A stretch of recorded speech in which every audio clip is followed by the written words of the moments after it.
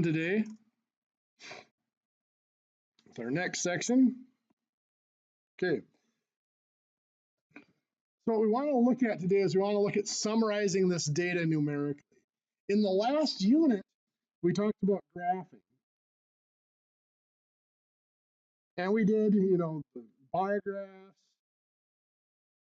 circle graphs,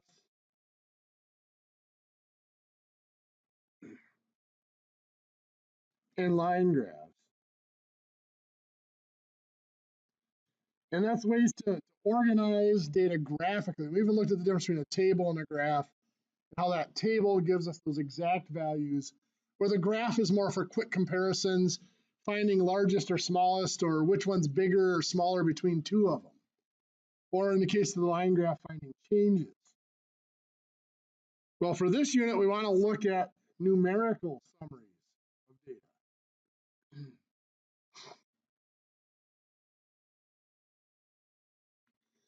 And to really understand numerical summaries, we need to first understand the concept of a data distribution.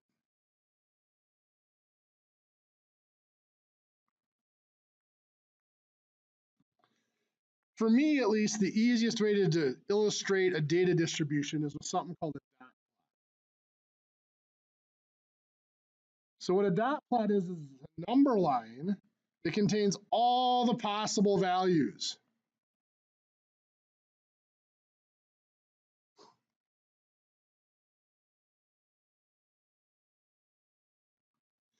So let's take a look at scores off of a test. And let's say we're looking at our range of scores. Say 60 is our lowest score, up to 100 for a perfect score. Let's say I'm going to look back through all of my students throughout the last 10 years and their scores on this last unit test. Let's say one of them had an 87. So what I'm going to do is I'm going to put a dot above 87 to represent that there was a value there. So another one had a 92. So there's an 82, 75, 86. Let's say there's another 87. So I put a second dot above the first one to kind of stack them up. And I just take those scores and I just keep plotting them on this plot. And again, if there's multiples, I stack them up. And what happens as we plot those values is that data plot starts to take a shape. And the shape of this plot is the distribution of the data.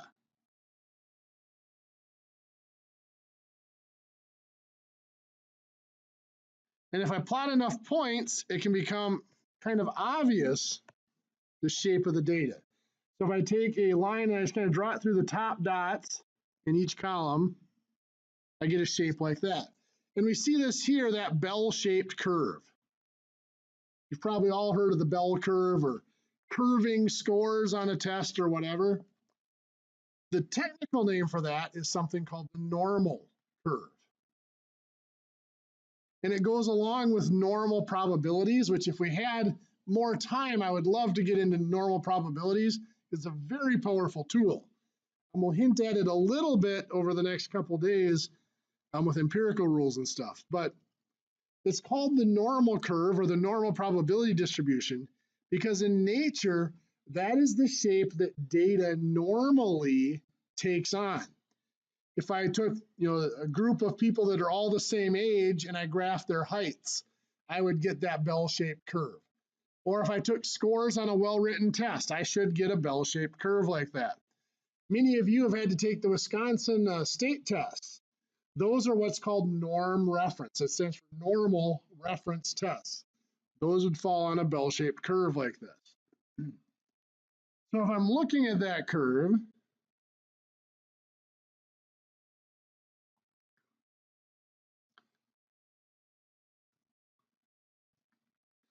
if I want to describe the curve to somebody, I might have a curve something like this. If I want to describe that curve to somebody, one thing I might describe is the center. The center of that curve, right there, looks like it's about 81 or 82. So that would be the description of the center of that curve. If I had another curve like this green one, I'm just going to move it over a little bit. If I wanted to describe the difference between those two curves, that center would describe it. I would say the green curve has a center at about 78 or 79, and the blue curve is at 81 or 82. So it's moved the center. If I have a third curve that looks something like this, I would say that red curve has the same center as the blue curve, but it's narrower. The data is tighter together, where the blue curve is more spread out. And that's exactly the term we use there, is spread.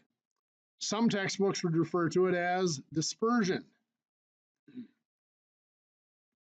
So what we're going to look at for the main part today is we're going to look at descriptions of center and spread. How do we do that numerically? So let's look at measures of center. So I'm going to start out with a set of numbers I'm going to put over here so we can use them.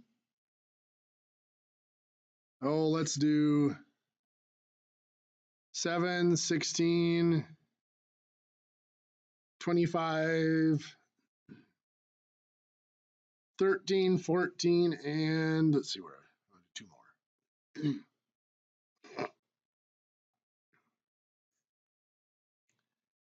18 and 22 will go. So we have that set of 7 numbers sitting there. If I want to describe the center, one of the measures of center I would use could be the mean. The mean is what most of us have always referred to as the average. Now, to define the mean, I'm going to define something else first. The letter N is used to define the size of a sample. It's the number of items in a sample or in a group.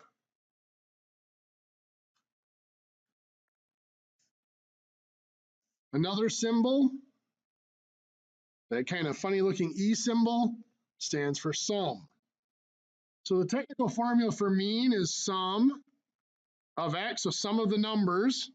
Sometimes they put a little sub I next to X to indicate all the index numbers, divided by N.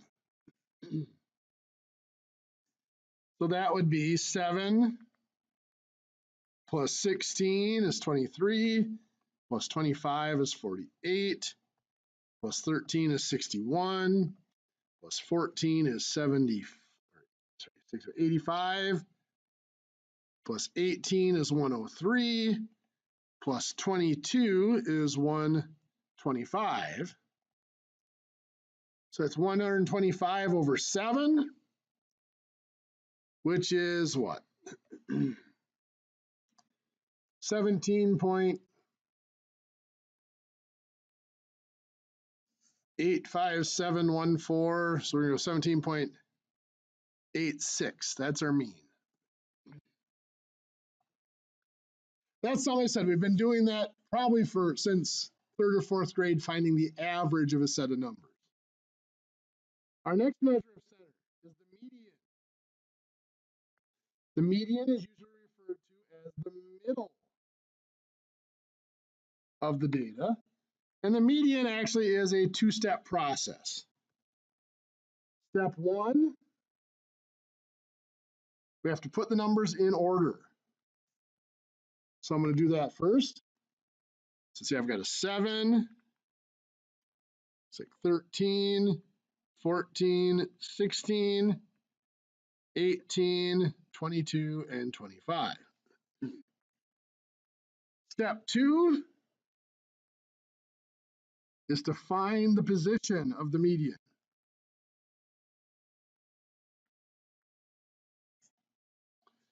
To find the position, we use n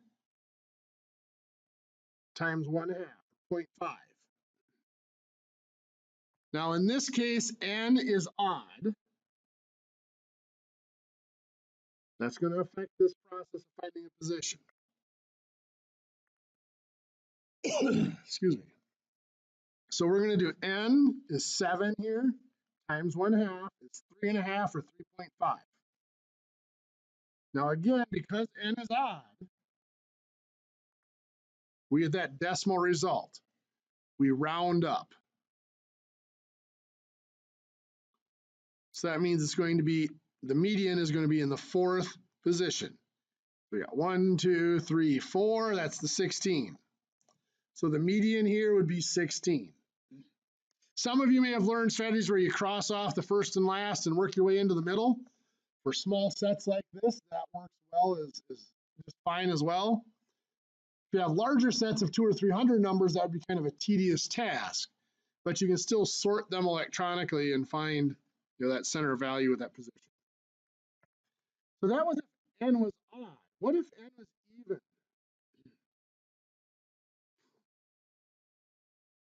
So I'm going to create a new data set here. This is going to be totally unrelated to the first one. In fact, I'm going to use larger numbers. I'm going to put them in order to start with, so we don't have to go through that step of putting them in order.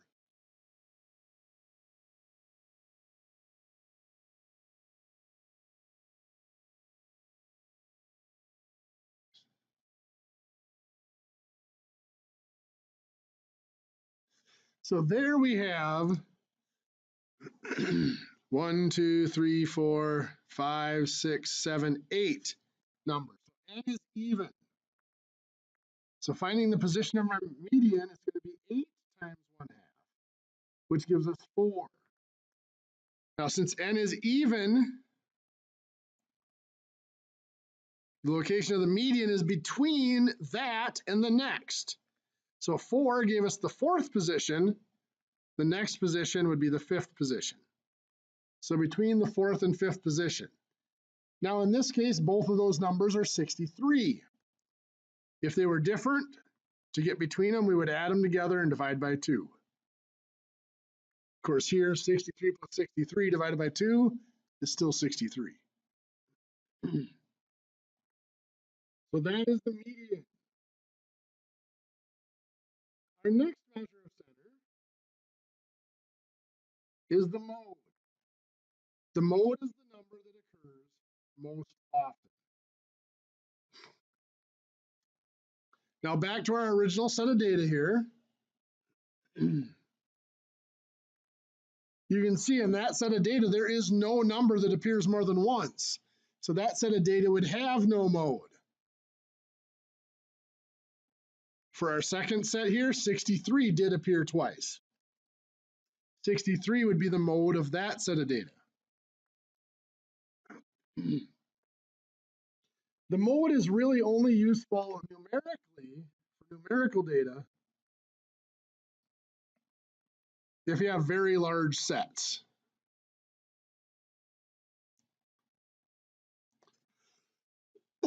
Excuse me. So for 15 or 20 numbers, not terribly useful. If you have a set of 200 to 300 numbers, the mode could be useful. The mode is also used for categorical data.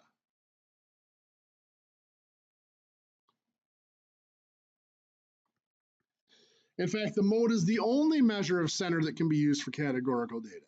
Since the data is categories instead of numbers, we can't do a mean or a median, but we can still indicate which response occurred the most often.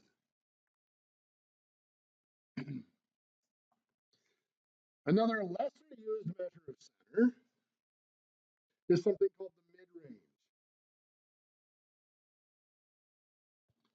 The mid-range involves just using 2 numbers out of the set.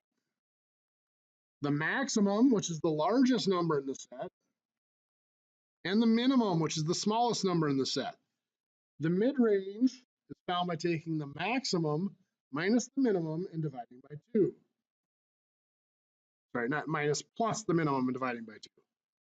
So we add them together and divide by 2. So back to our original set, the maximum was 25 and the minimum was 7. So our mid-range would be 25 plus 7 divided by 2. 25 plus 7 is 32. Divided by 2 is 16, would be our mid-range.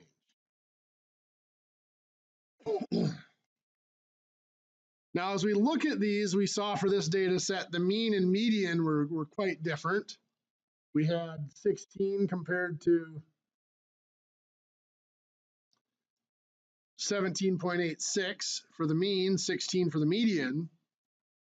There was no mode in that data set. Well, for a perfect normal distribution,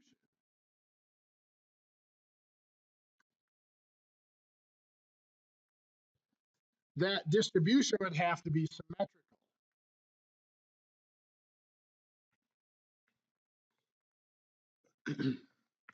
And the location of that mean, median, and mode, well, the mode is the number that occurs the most often, so that would be the highest point of the curve.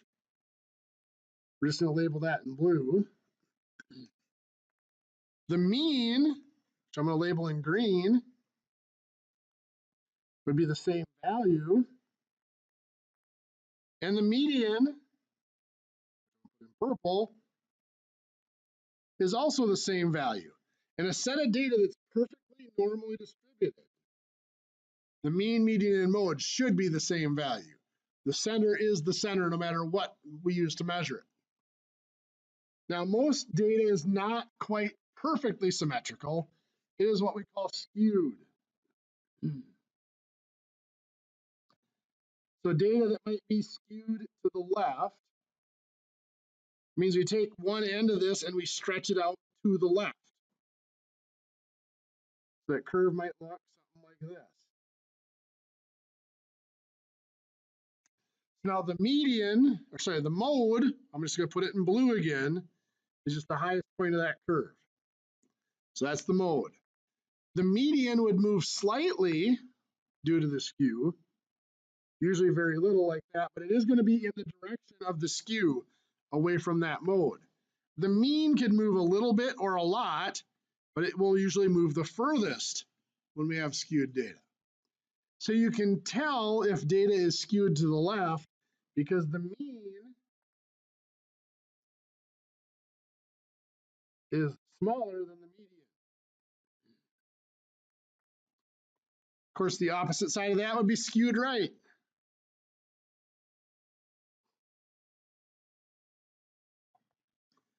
So that means we're stretched out to the right side and relatively steep on the left side.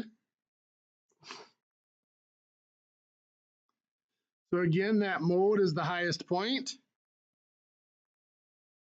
That median moves over a little bit, and the mean moves over more. So you can tell if data is skewed to the right when the mean is bigger than the median.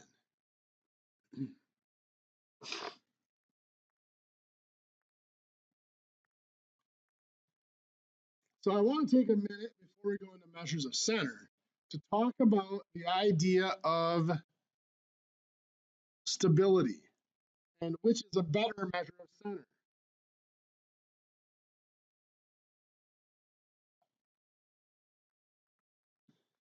Well, you kind of heard me talk a little bit about the mid-range being quick and easy, but only uses two of the numbers, and the mode being more beneficial for categorical data than for numerical data.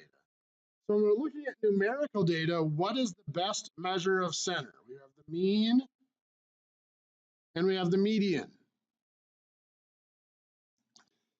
Well, many people would say the mean because it's so satisfying to put the numbers into a formula and crank it out. You're adding them up and you're dividing. It feels like you're accomplishing something. And also it's a formula you've known for probably close to 10 years. Your third, fourth grade, you've seen it. It's something you've worked with. And you have that good feeling about it. I'm going to give you an example here, though, that might illustrate otherwise. I know this is before your time, but it's still a wonderful example. In 1983, University of Virginia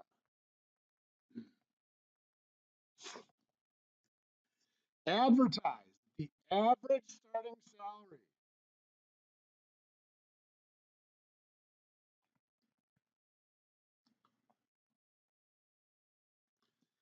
for a bachelor's of science in marketing. who graduated from that university that year was just over $78,000 per year. Now that sounds like really good money. And it is. Even right now, it would be good money. Somebody offered me $78,000 a year. I might be tempted to change careers. Excuse me. But let's put it in perspective to 1983. In 1983, your average high school had a starting salary for teachers of between $16,000 and $18,000. So $78,000 a year was an incredible starting salary. What they failed to disclose, however, was one of their graduates that year, who did graduate with a BS in marketing, was a man by the name of Ralph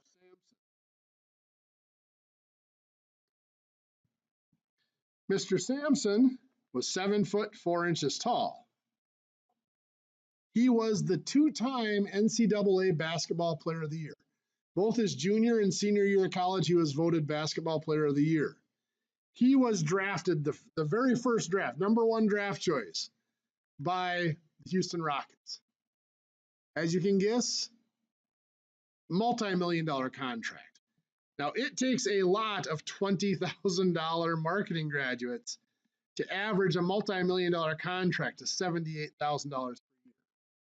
If you haven't guessed it yet, that $78,000 was a mean.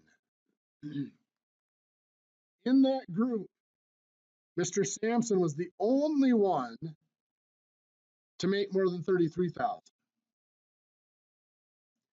In fact, the person that made $33,000 went into a family business, so I suspect that they made more probably than what was market rate. The median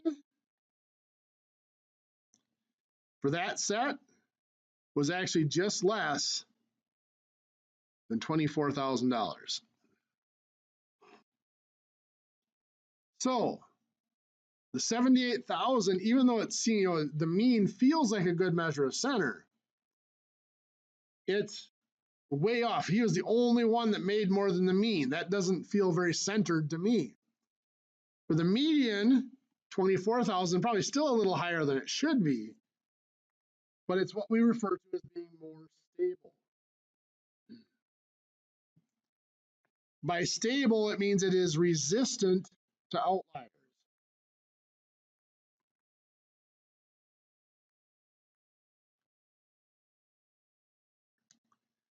We're not going to discuss outliers in depth in this class. We're just going to make a little mention of them right now. Outliers are numbers that don't really fit with the rest of the data. There are numerical methods for determining outliers. We're not going to have time to get to them. In this case, Mr. Sampson's contract, being in the millions of dollars, did not fit with the rest of the data. In most statistical analysis, you would remove that number and make a footnote of it somewhere so that people knew that it was in there, but you didn't use it in the analysis because it just skewed all the numbers too much to make sense. As we saw in our skewed diagrams up here for the curves, the mean moved a lot more when the data was skewed than the median did. Both of them were affected by those skewed curves, but one of the things that might skew this curve would be a potential outlier, one really small number in this case, or a really large number in this case, but that mean is moved further. The mean is less stable than the median. So statistically, most of the time, that median is considered to be a better measure of center. Like I said, if we're dealing with normally distributed or really close to normally distributed data, they should be approximately the same. And for most of the analysis, they should be interchangeable. So let's talk now about measures of spread.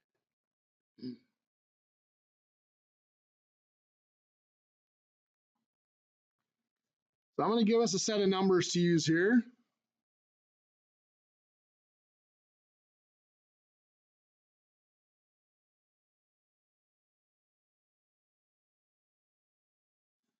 Let's use that set of numbers right there. oops, put my 2 back in there. So 8, 17, 12, 15, and 23. My first measure of spread is the range. Now we did the mid-range up above. The range is similar to that, but instead of taking the max, adding the min to it, and dividing by 2, we're just going to take the max and subtract the min. So the max here, the largest number, looks to be the 23, minus the smallest number does look to be the 8. 23 minus 8 is a range of 15. Now that was quick and easy, but again, it only involved 2 numbers. I can come up with another data set that's extremely similar to that you might argue is more or less spread out. Like that. The range of that set of numbers, well, the max is still 23, the minimum is still 8, so the range is still 15. How would we argue that one is more or less spread out than the others? Well, we could use that dot plot again.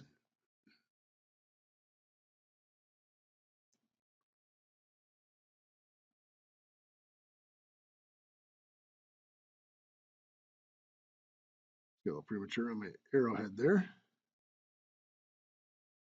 There we go. So let's do this top data set in red. So we've got an 8, 17, a 12, a 15, and a 23. Kind of evenly spread out across there. Let's do this bottom set in blue. We've got an 8, a 22, a 12, a 10, and a 23. Now, I would say those blue dots appear to be more spread out, at least to me, they're more spread out than what the red dots were. So the range cannot distinguish between those, and that's something called precision. Precision is the ability to distinguish between similar things. So we need a measurement of spread that's a little bit more precise.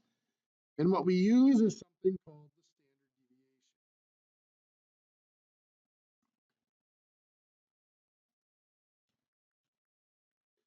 The standard deviation is often paired, well, it is paired with something called the variance. They're really part of the same calculation. It's just the standard deviation is one step beyond the variance.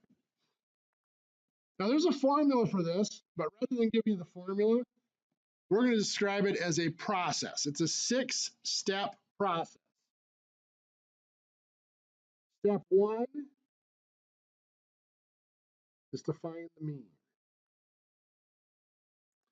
So let's use that top set of data first.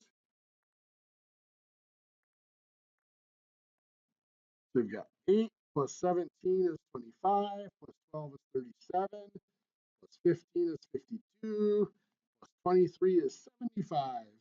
Divided by 5 gives us a mean of 15. Step 2, we're going to subtract the mean from each number.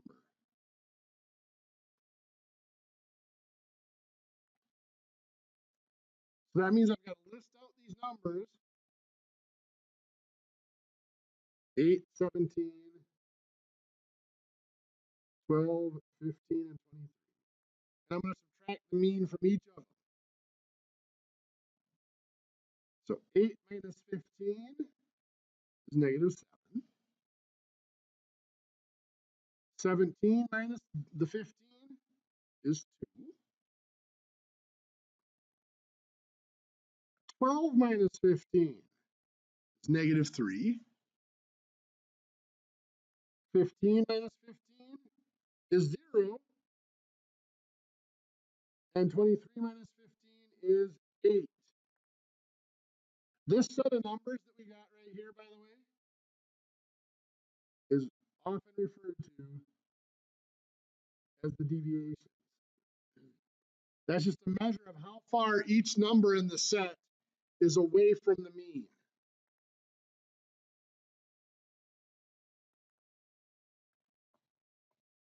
Step 3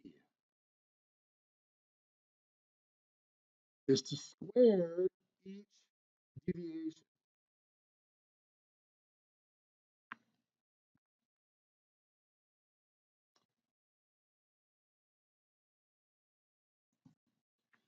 So we've got -7 squared.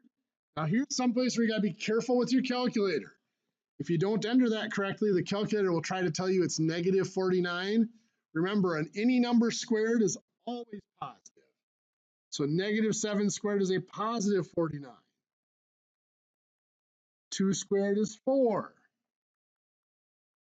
-3 squared is positive 9. 0 squared is 0. And 8 squared is 64. This group of numbers, by the way, is often referred to as the squared deviations.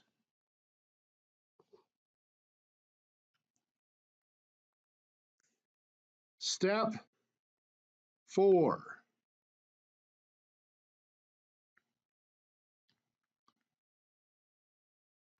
Is to find the sum. So add those up. 49 plus 4 is 53, plus 9 is 62, plus 64 is 126. That number right there is often referred to as the sum of the squared deviations.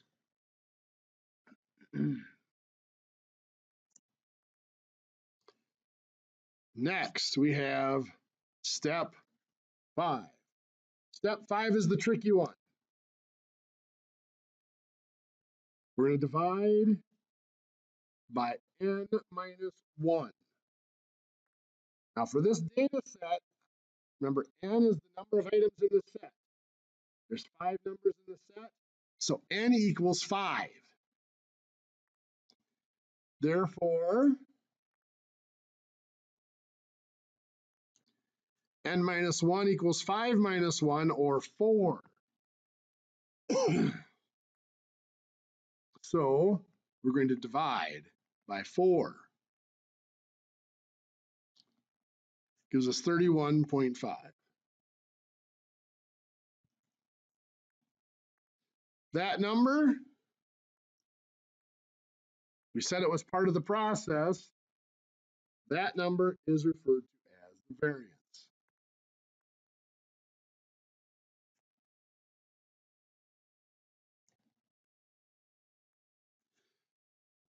The variance is used a lot in your testing and stuff like that, some for advanced statistical methods, trying to determine if there's a difference between numbers, or medical testing and things like that, to see if there's a significant change in a new procedure. The next step, the final step then, is our last step, to get the standard deviation. That's step 6, is to square root. So the square root of 31.5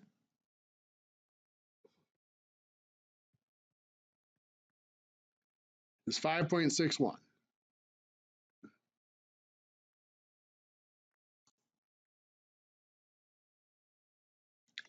That is our standard deviation.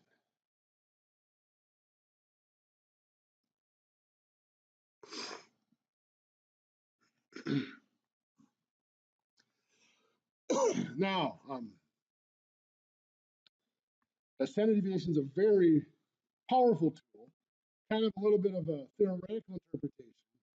The standard deviation is kind of telling us, on average, that's how far each number is away from the mean. So 5.61 is the average distance of each of those numbers from the mean. Some of you may have heard, if you've done anything with electricity or electronics, a phrase called RMS. RMS stands for root, mean, and square. That actually comes from this process. You can see our last step was to find the root. These two processes here, add them up and divide. We're not dividing by n, but we're dividing by n minus 1. That's similar to finding a mean. And then up here, we had squared them. So it's really the root of the mean of the squared deviations.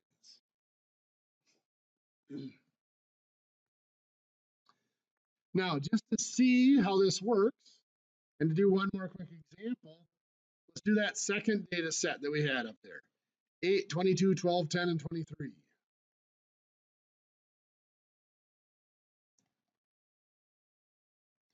We said that looked more spread out. Let's see if it is. So our step 1 is to find the mean. So 8 plus 22 is 30, plus 12 is 42, plus 10 is 52, plus 23 is 75. Divided by 5 is 15. So we still have a mean of 15. Our second step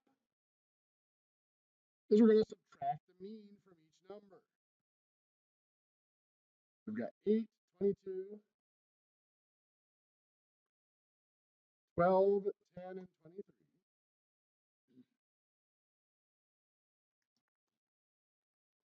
We subtract 15 from each. 8 minus 15 is negative 7. 22 minus 15 is a positive 7. 12 minus 15 is negative 3. 10 minus 15 is negative 5. And 23 minus 15 is 8. Now remember, those are called the deviations. If you wanted to double check, one thing you could do at this point with the deviations is add them all up and make sure they all add to 0. If they don't add up to 0, something is wrong. Usually it's, you may have found the wrong mean or screwed up something in the mean. If you have to round the mean, sometimes this will be not quite equal to 0 because of rounding, but it should be 0 or extremely close to it. On a test, most of the people that screw up the standard deviation, it is because they had the wrong mean. So step 3 is to square them.